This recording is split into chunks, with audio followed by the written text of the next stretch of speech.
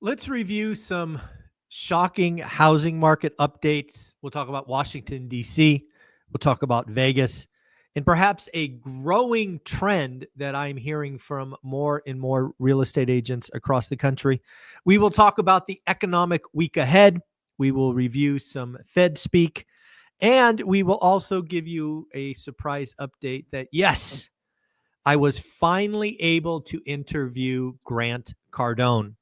Folks, if you've been on the channel about 3+ years or so, you might recall that Grant Cardone sent out a message on Instagram, basically in the depths of the pandemic, saying, hey, if you want to have a podcast with me, reach out. And I did. Unfortunately, at the time, this channel was much smaller and we were declined. We were said thanks, but no thanks. The good news is I saved my 3 questions. So I had 3 questions that I wanted to ask that I had believed no one had ever asked him before. And after our interview last week, which will go live tomorrow at 4 p.m. Pacific, he admitted that no one had ever asked him these questions. So I want to thank Grant for coming on and allowing me to go back in the time machine and ask him kind of 3 hard questions. So that was a lot of fun. Again, it will go live Monday at 4 o'clock. So let's talk about some housing market updates. There are a lot of people talking about Washington, D.C. Obviously, the mass layoffs and whatnot that are occurring there will undoubtedly hurt the housing market. Several people have reached out to me and asked, what do I expect? Well, it's really quite simple. I expect Washington, D.C., that kind of metro, to very much be like Phoenix, Arizona, when all the iBuyers left. Now, you can go back and look at the charts. It's pretty clear when all the iBuyers left, right? Inventory skyrockets, demand collapses, and there is price degradation. Washington, D.C. could see double-digit price declines this year.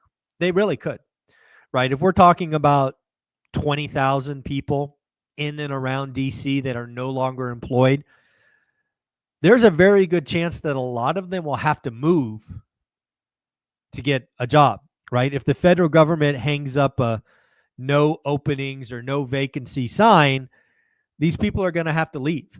So there will be price degradation. There will be rent degradation. Evictions will go up. It will be, frankly, a bad year in and around the DC area. It's going to be a rough year. It clearly looks that way. Let's talk about Las Vegas. I was reading a Las Vegas article. That's actually where I'm speaking to you from as we get ready for our Vegas event.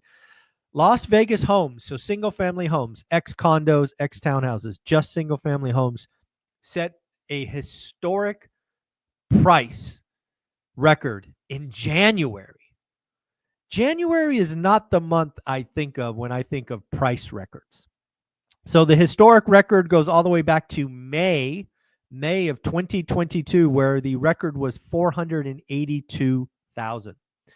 January, the month that just finished, 485,000. Now, again, if you just look at that number and you don't dig a little deeper, you probably are asking yourself, what the heck is going on? Well, folks, as I have been telling you for 2, possibly 3 years now, the housing market is broken. And when I say that, I mean transactions are low. And when you have artificially low transactions, you can get some price distortions, you can get some inventory mix, you can get all of these things that yank the median price higher. And again, the last thing about price is last January, it was 445,000. Again, this January, 485. So that is a 9% increase in the median home price. Active inventory is up 47% year on year, so a meaningful jump for the Vegas Valley. However, sales are tiny. They're under 2,000. Under 2,000 homes sold, single family. Again, these are all single family numbers, ex-condos, ex-townhouses. 1,991 were reported by the Las Vegas Journal. So again, very interesting to look at. Yahoo Finance put out an article, which I think they may have got the topic from this channel, and that is talking about the consumer. Consumers might finally be accepting higher for longer mortgage rates. I think this is absolutely going on. We saw this and we thought about it for the first time with Beth Traverso up in King County, aka Seattle, talking about bidding wars. We've had validation in Chicago and other areas that buyers are active. And what that means is, again, consumers are remarkably predictable. What we have learned and now have validation, 7% bad, 6% good. Today, with mortgage rates in the low sevens, you could easily get buy downs and points and be in the mid sixes. And people have starting to have enough. And this is just the beginning. This is just the beginning. We've had 2 or 3 years where people are staying put, they're renting longer, all of those things. Again, I believe that 2025 will be the last hard year. So that means we will have another year of people just sitting tight, waiting, getting the bunk beds and, all of those things. So nothing has changed my mind. I still think we average 7% for the year. I still think this year existing home sales are below 4 million. And I think 2026 is going to feel amazing if you are in mortgage and in the real estate game, especially if you are paid on transactions. So there you go. Folks, we are 6 days away from the start of our Vegas event, our second annual celebration. If you still haven't got your tickets, you're really lucky. Yesterday was the final day of cancellations or whatever, refunds or whatever you call it. So there's 1 or 2 tickets out there and available. If you want to come, you can go to Eventbrite. If not, no big deal. I am all focused on getting the material and agendas and all of that stuff together. So make sure you do get the virtual event. It's $99. You can watch it. You'll get the recording. You won't miss out. So again, make sure you do that. Let's talk about the economic week ahead. We will be focused on Fed speak, more of that in a minute. On Tuesday, big day, we got 5 various Fed members speaking. Wednesday, we will get CPI, aka the first of 3 inflation readings. Just so you have the expectations. The expectations, again, we told you this was coming. Inflation is expected to finally go down, right? Headline inflation, I believe, has been going up 3 months in a row. We now have 3 months where this month is the first of 3. So this is the first of 3 where the tailwinds should be positive. We'll see. So headline is expected to go from 2.9 to 2.8. Core is finally, I think it's been 4 months. Core is finally expected to go from 3.2 to 3.1. On Wednesday, we will have 4 Fed speeches. So Tuesday and Wednesday, 9 Fed speeches, undoubtedly market moving. PMI will be our second inflation reading of the week. That comes on Thursday. Both headline and core are estimated to be 3.3%. We will also get weekly claims, which again, I don't remember what last week was. I think 226. Again, we're staying below that number. Friday, we will get retail sales, right? What's going on with our consumers? Are we still spend? And we will close out with 1 Fed speech on Friday. It looks like the mega cap, the Magnificent 7, are out to spend $300 billion. $300 billion on capital in the AI race in 2025. That's a lot of money. Crazy. Let's talk about some Fed speech. We got Kashkari, Goolsbee, Barkin, and yep, that's it. So Kashkari expects lower rates later this year. Again, folks, something that we're starting to at least see, in my opinion, is more and more Fed presidents are taking March rate cuts off the table. I need to go check out what the Fed Watch tool says, but I'm guessing the March rate cut odds are falling. Goolsbee, rates to move lower in the next 12 to 18 months. Could we have no rate cuts in 2025? Maybe. Kashkari, again, inflation down. Labor is staying strong. that will move me to more rate cuts, which that doesn't make sense to me. Let me repeat that again. I actually wrote myself some notes here so I wouldn't miss this point with you. Kashkari is saying is if inflation is down, right, which again we're expecting for the next 3 months, and labor stays strong, he is willing to cut. So, okay. So inflation down, jobs stay strong, he's cutting. What happens if inflation down and the job market weakens? They cut. What happens if inflation's not down but job market weakens? They cut.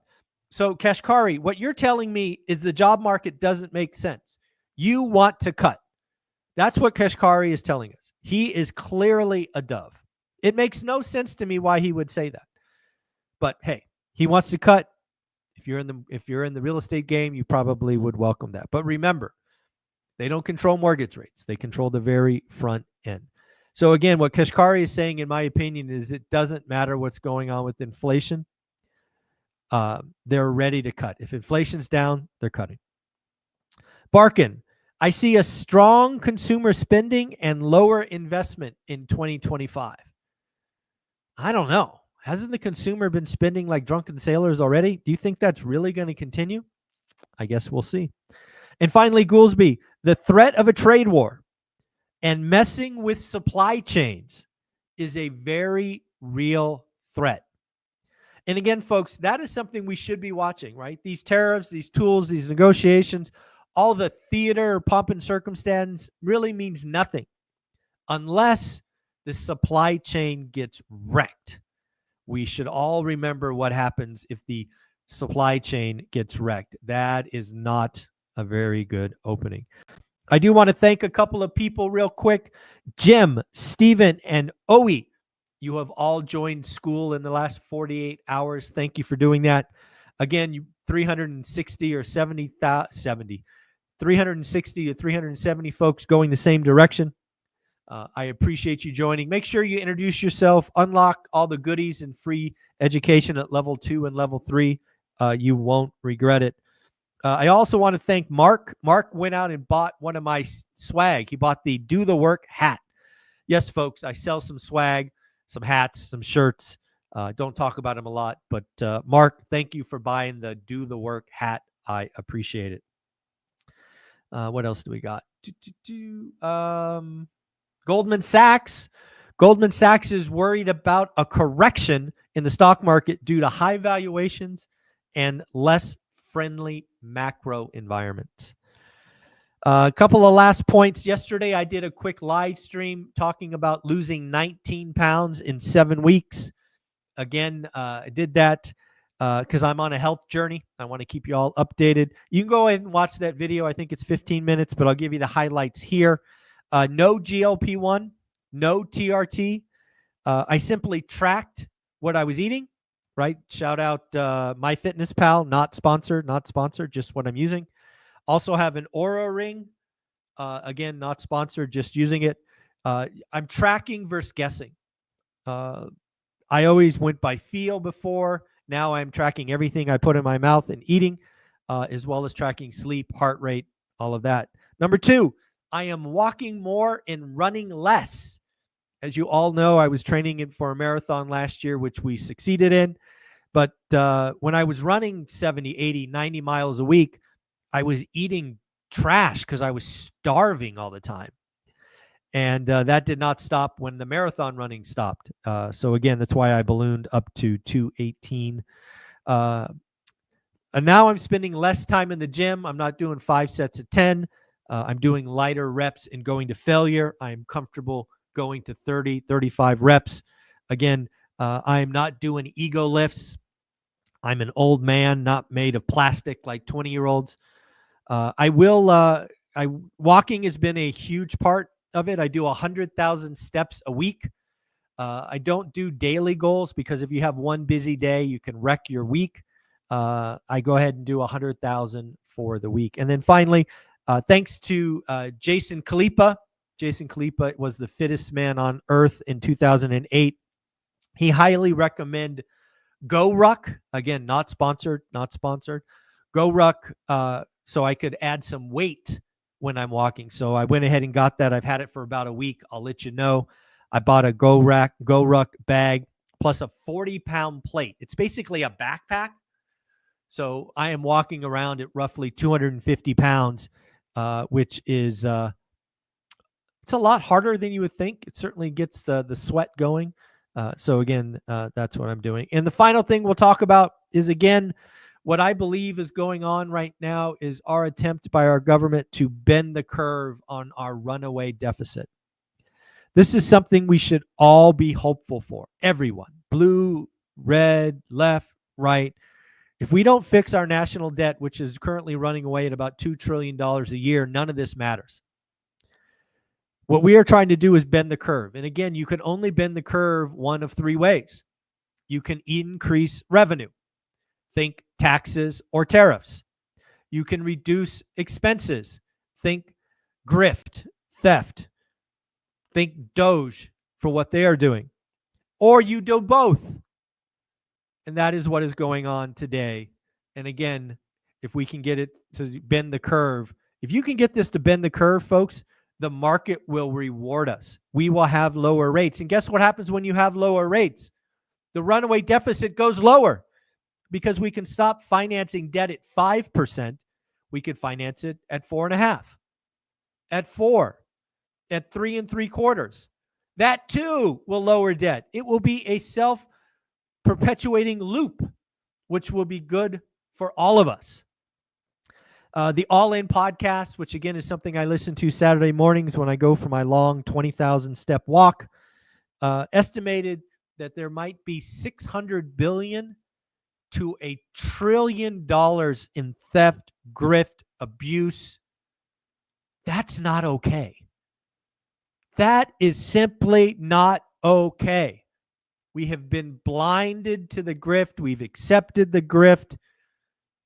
No more. Sunlight is a great disinfectant. And frankly, I am looking for people to go to jail. This is wild what is going on. All righty, folks, have an amazing day. It is Super Bowl Sunday. I actually have no interest in either team, so I doubt I'll watch it. But hey, if you're an Eagles fan or you're a Chief fan, have some fun. I hope it's a good game. I hope it's not a blowout. You know what? If you're watching this, let me know what your favorite commercials are. Super Bowl commercials are always fun. Let me know below. And then finally, if you're coming to Vegas, travel safe. We will see you Saturday and Sunday. If you're meeting Matt and Dion and Mike at the midnight Denny's runs, have fun. They are a blast. Take care of the waitress, whoever's serving you. And just have a good day. I hope you have a good day. Later. Like, subscribe, comment. Bye.